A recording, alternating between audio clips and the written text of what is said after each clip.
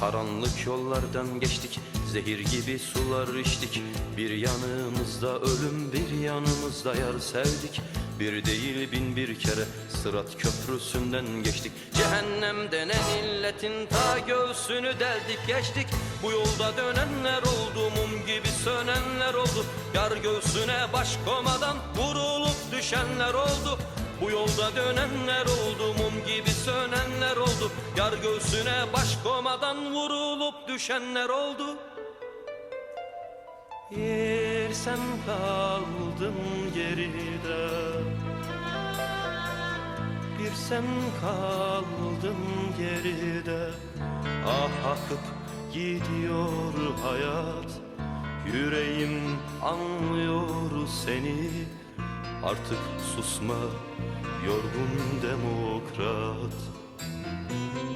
Ah akıp gidiyor hayat, yüreğim anlıyor seni.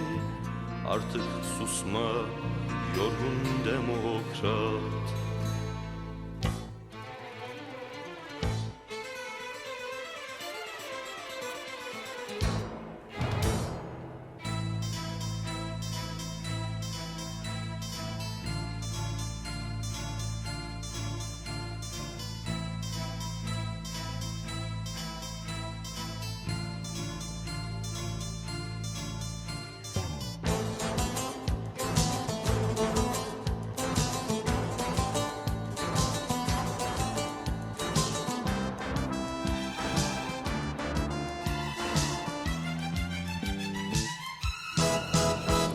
Şarkılar küsmüş dudağa, ömründe gecikmiş hasat.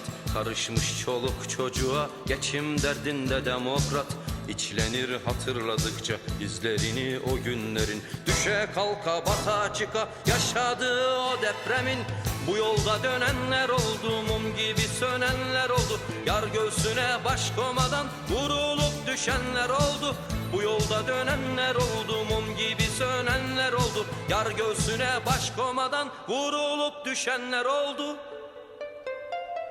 Yer sen kaldın geride, yer sen kaldın geride.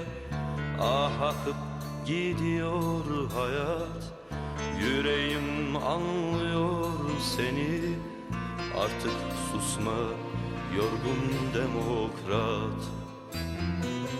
Ah akıp gidiyor hayat, yüreğim anlıyor seni. Artık susma yorgun demokrat.